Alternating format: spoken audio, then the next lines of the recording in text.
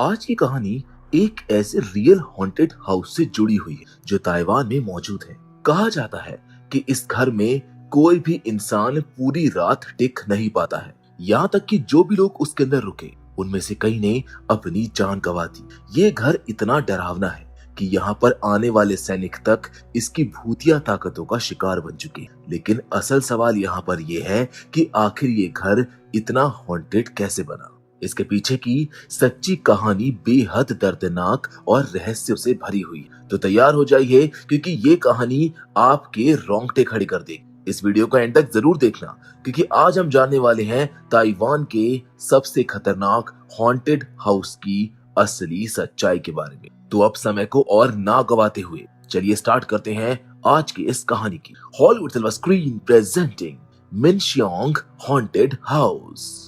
Film की शुरुआत एक डरावने सीन से होती है। हम एक आदमी को देखते हैं जो बहुत डरा हुआ है। अचानक उसे किसी लड़की की आवाज सुनाई देती है जो उसे मास्टर कहकर पुकार रही होती, लेकिन वो आदमी किसी को नहीं देख पाता। डर के मारे वो घर से बाहर भाग जाता है, पर वो आवाज उसका पीछा नहीं छोड़ती। घबरा कर वो हवा में गोलियां चलाने लगता है, पर तभी एक अनदेखी ताकत उस पर काबू पा लेती है और उसी के हाथ उसे गोली चलवाकर मार देती। इसके बाद सीन बदलता है और हम उसकी पत्नी को एक तांत्रिक के पास देखते। तांत्रिक बताता है कि उसके पति की मौत किसी चुड़ैल के श्राप से हुई है और वो चुड़ैल आज भी उसी नहर के पास भटक रही। तांत्रिक ये भी कहता है कि उनके बेटे की किस्मत में अगले 14 सालों तक पानी से जुड़ी कोई बड़ी मुसीबत लिखी है, इसलिए उसे पानी के आसपास नहीं जाना चाहिए वरना उसकी जान जा सकती है। अगर वो किसी तरह 15 साल की उम्र तक जिंदा रहा तो उसको वापस तांत्रिक के पास लाना होगा। ये सुनकर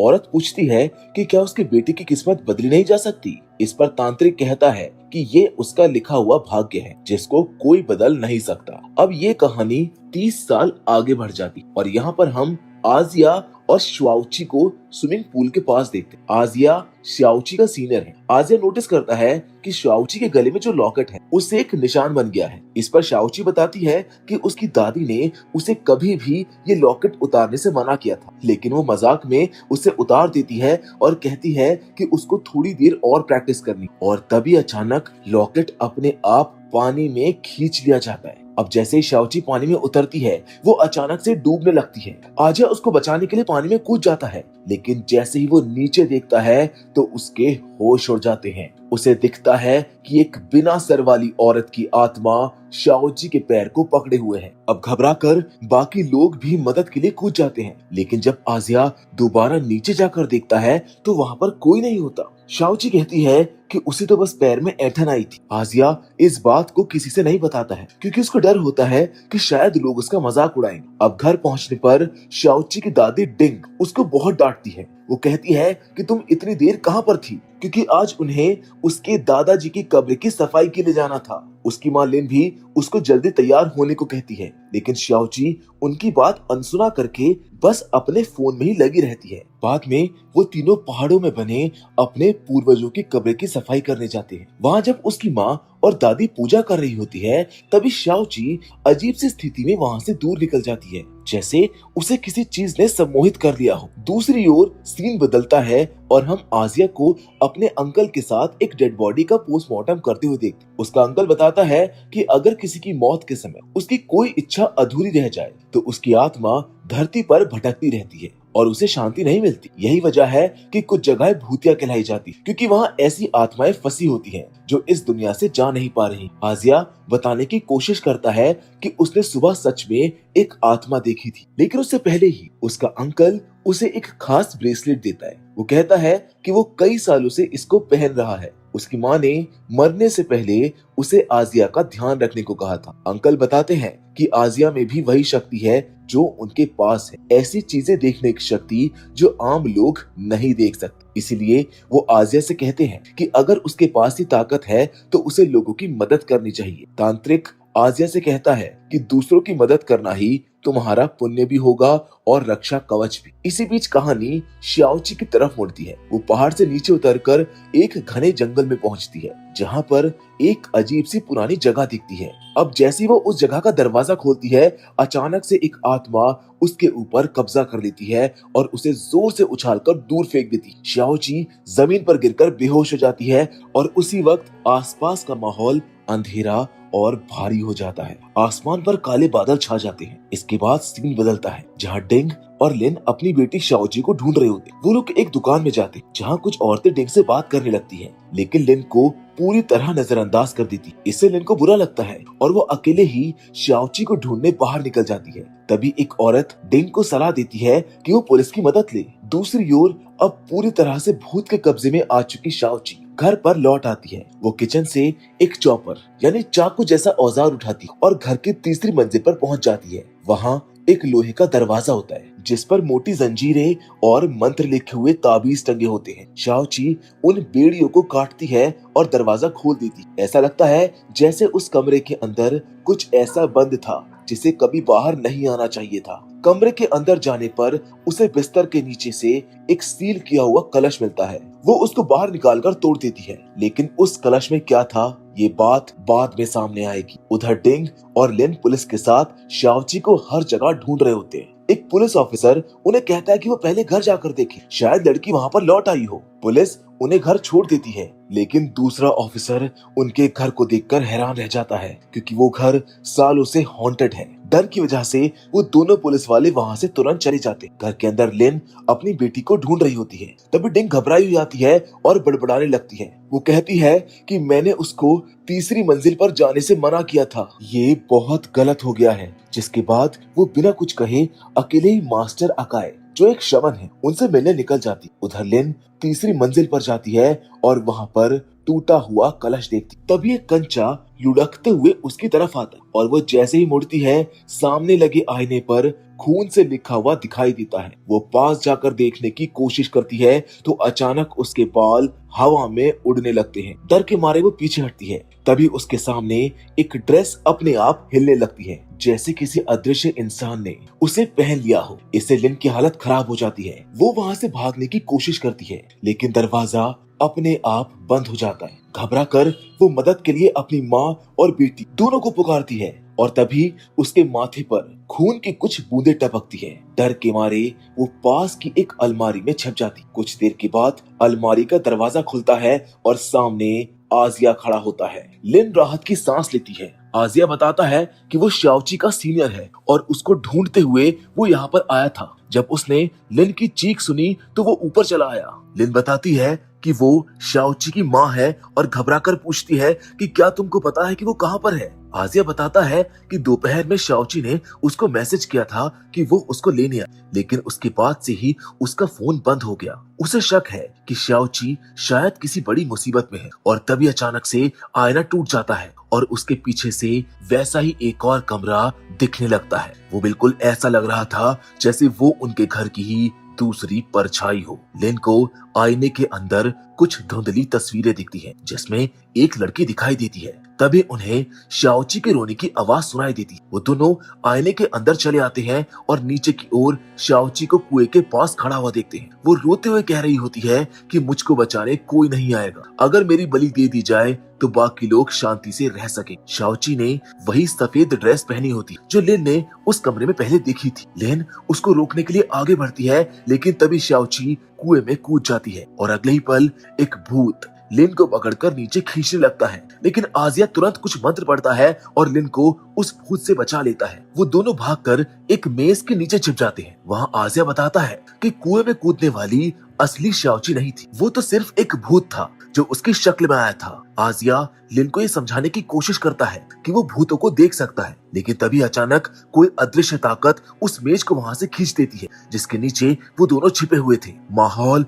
और डरावना हो जाता है। आजिया कहता है कि उन्हें तुरंत यहाँ से निकल जाना चाहिए, लेकिन उसी समय कोई शंक्शन नाम पुकारता है। उस आवाज को सुनकर लिन रुक नहीं पाती और तीसरी मंजिल की ओर बढ़ जाती है। वहां पहुंचकर उसको शाओची दिखाई देती है, जो खुद को नुकसान पहुंचाने की कोशिश कर रही थी। लिन दौड़कर उसको रोकती है, शाओची रोते हुए कहती है कि जो कुछ भी हुआ है वो सब उसकी गलती है। तभी आजिया वहां पर आ पहुंचता है और लिन को चेतावनी देता है कि ये भी असली शाओची नहीं है। तभी लिन के हाथ में पकड़ी गुड़िया का सर अचानक जमीन पर गिर जाता है और आजिया देखता है कि आईने के पीछे मौजूद दूसरी दुनिया का रास्ता अब बंद हो चुका है। वो उस आईने को तोड़ने की कोशिश करता है, लेकिन तभी बाहर से आवाजें आने लगती। जब वो बालकनी पर जाते हैं तो देखते हैं कि डिंग वापस आ चुकी है और उसके साथ मास्टर अकाए भी है। वो दोनों तीसरी मंजिल पर जाते हैं जहाँ डिंग उन्हें वही टूटा हुआ कलश दिखाती है। मास्टर अकाए वहाँ की भारी नकारात्मक ऊर्जा महसूस करता और कहता है कि वो आत्मा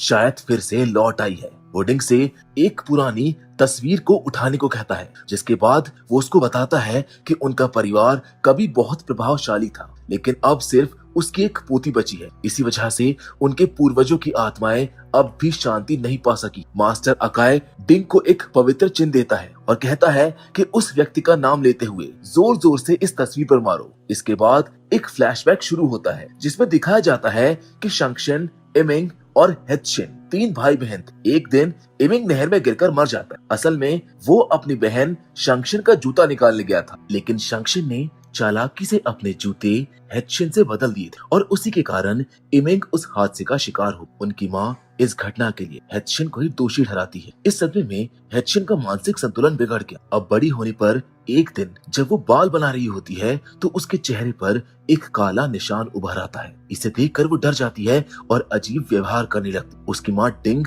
तुरंत मास्टर अकाए को बुलाती। मास्टर अपने असिस्टेंट के साथ कमरे में जाता है। वो हेत्शिन के हाथ को बांध देता है और उसको ले जाने लगता है। हेत्शिन मदद के लिए अपनी बहन शंक्शन यानी लिन को पुकारती है, लेकिन लिन बिना कुछ बोले अपने कमरे में चली जाती। अब फिर से कहानी वर्तमान समय में लौट। डिंग गुस्से में उसी हेत्शिन की तस्वीर को मारना शुरू करती। इससे आईने के पार मौजूद वो घर हिलने लगता है। तभी मास्टर अकाए को एहसास होता है कि शाओची यहीं आसपास है। तभी डिंग देखती है कि शाओची उसकी ओर रेंगते हुए आ रही है। मास्टर चिल्लाकर कहता है कि ये उसकी असली पोती नहीं है और उसे तस्वीर पर और तेजी से मारने को कहता है। डिंग वैसा ही करती है जिससे हेत्शिन की आत्मा शाओची के शरीर से बाहर निकल आती, लेकिन ऐसा करते वक्त आईने पर दरार पड़ जाती है और उसी समय आजिया किसी तरह अपनी दुनिया में वापस लौटने में सफल हो जाता है। मगर इससे पहले कि लिन बाहर आ पाती, पोर्टल पूरी तरह बंद हो जाता है और वो वहीं पर फंस जाती है। आजिया जल्दी से शाओची को होश में लाता है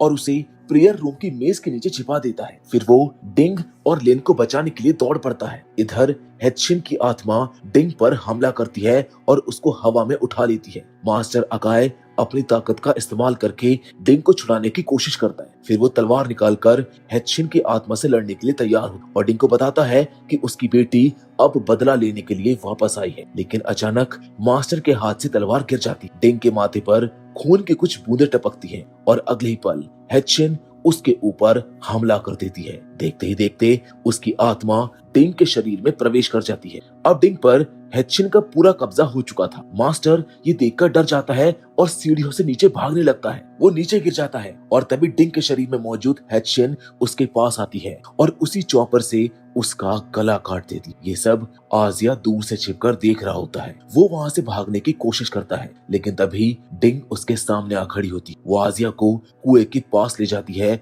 और कहती है कि उसे खोलो, नहीं तो डिंग मर जाएगी। मजबूरी में आजिया कुएं में उतरता है और जब वो मिट्टी खोदता है तो उसे एक बोरी मिलती है। जब वो बोरी खोलता है तो उसमें एक खोपड़ी देखकर वो डर जाता है। अचानक से उसको एक विजन आता है। उसमें वो देखता है कि हेत्शिन के कुएं में कूदकर मरने के बाद मास्टर अकाए ने डिंग से झूठ कहा था कि परिवार की शांति के लिए हेत्शिन के शरीर के टुकड़े अलग करने हों, वरना उसकी आत्मा लौटकर सबको सताएगी। इसी झूठ की वजह से आज वो आत्मा फिर से लौट आई थी। वो बदले की आग में जल रही थी, इसीलिए हेत्शिन के शरीर को जलाकर बांस के जंगल में दफन कर दिया गया था। लेकिन मास्टर अकाए ने कहा था कि उसकी आत्मा को शांत करने के लिए उसके शरीर को उसी जगह सील करना जरूरी है जहाँ पर उसकी मौत हुई थी, यानी उस पुराने कुएं में। साथ ही उसके कपड़े के टुकड़े, टूटे बाल और उसकी कंघी को उसके बिस्तर के नीचे रखना था, जो तीसरी मंजिल के उसी कमरे में था जहाँ शाओची ने कलश तोड़ा था। ये सब सुनकर आजिया बहुत हैरान रह जाता है। तभी हेत्शिन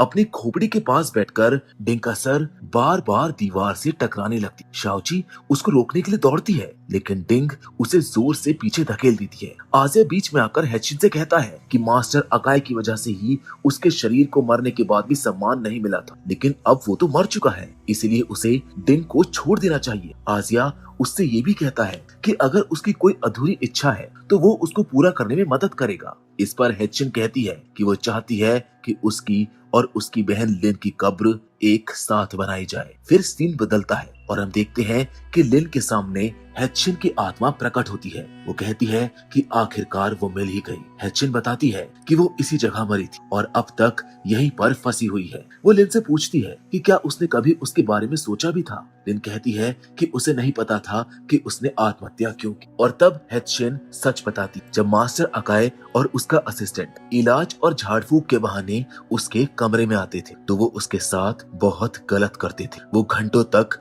उसे यातनाएं देते थे। हेचिन रोते हुए कहती है कि जब उसे सबसे ज्यादा जरूरत थी तब लिन ने उसकी मदद नहीं की, बल्कि जब वो मदद के लिए पुकार रही थी तब लिन अपने कमरे में चली गई थी। हेचिन बताती है कि उसने हमेशा अपनी बहन की गलतियों को छिपाया है, यहाँ तक कि अपने भाई इमिंग की मौत का दोष भी उसने अपने सर ले लिया था, जबकि असल में गलती लिन की थी। पर जब उसे इंसाफ चाहिए था तब लिन ने मुंह फेर लिया और इसी दर्द ने उसे आत्महत्या के रास्ते पर धकेल दी। वहीं मास्टर अकाई को डर था कि हेचिन अपने साथ हुए जुल्म का बदला लेने वापस आ सकती, इसलिए उसने उसके शरीर को टुकड़ों में बंटवा दी। लेकिन जब शाओची ने वो लॉकेट उतारा तो सारी स्थिति बदल गई और उसकी आत्मा फिर से जाग उठी। यहाँ लिन अपनी गलती मानती है और माफी मांगती। वो हेचिन से कहती है कि शाओची निर्दोष है, उसे छोड़ दे। तब हेचिन बताती है कि उसने सिर्फ शाओची का सहारा लिया था, नुकसान पहुंचाने का उसका कोई इरादा नहीं था। पर अब एक और चौंकाने वाला सच सामने आता है। लिन तो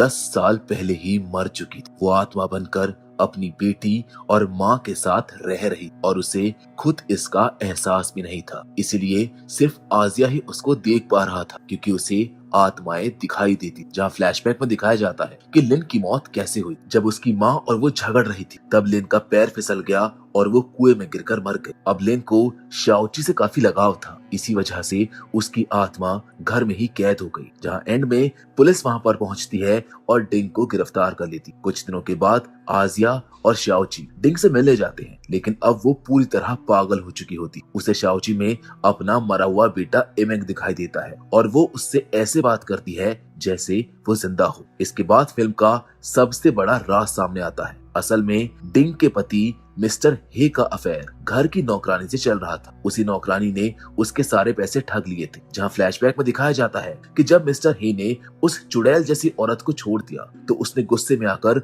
उसको मार डाला और बदले की आग में पूरे परिवार को खत्म कर दिया। यानी इस घर में जितने भी मौतें हुई उनके पीछे उसी चुड़ैल का हाथ था। उसने डिंग के बेटे को भी मारा और हेचिन को अपने कब्जे में लेकर उसका इस्तेमाल किया। यहाँ तक कि लिन की मौत भी उसी चुड़ैल के कारण हुई थी। जहाँ एंड में पता चलता है कि मिस्टर हे की पत्नी यानी डिंग ने ही गुस्से में अपने पति को मारकर उसी कुएं में फेंक दिया था। तभी से उस चुड़ैल की आत्मा इनके पूरे परिवार के पीछे पड़ी हुई थी। फिल्म के एंड में चुड़ैल को फिर से उसी घर के अंदर जाते हुए दिखाया जाता। इसके बाद आजिया और शाओची उस तांत्रिक के पास पहुंचते हैं जो उन्हें बताता है कि शाओची को अब उस घर में नहीं रहना चाहिए क्योंकि वो घर अभी भी अपवित्र है। वो ये भी कहता है कि उसके भविष्य में आग से जुड़ा एक बड़ा खतरा है, इसीलिए उसे बहुत सावधान रहना होगा। इसका मतलब ये था कि श्राप अभी खत्म नहीं हुआ था और इसी डरावने मोड़ के साथ ये फिल्म यहीं पर खत्म हो जाती। तो दोस्तों, मैं उम्मीद करता हूँ आपको ये कहानी पसंद आई हो। बाकी फिलहाल आज के इस वीडियो में बस इतना ही, लेकिन हमेशा की तरह हम आपसे जरूर मिलें और वो भी एक और नई इंटरेस्टिंग कहानी के साथ। पर तब तक के लिए धन्यवाद।